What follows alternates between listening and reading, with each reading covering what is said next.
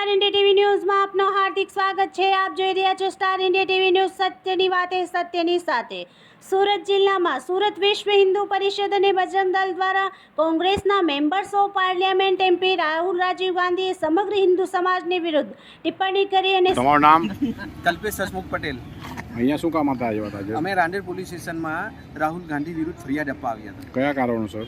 જે હિન્દુ સમાજ વિશે બોલ્યા છે સંસદમાં તેના માટે। આપનું નામ? મારું નામ રવિ બાબુલાલ ગુપ્તા છે।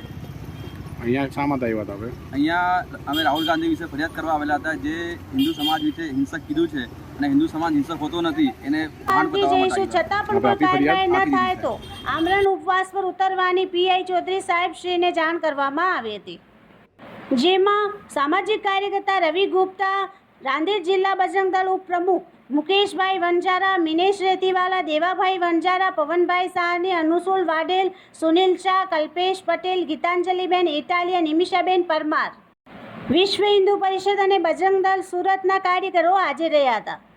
Star India TV news all part reporter જય ધોળકિયા, જિલ્લા સુરત।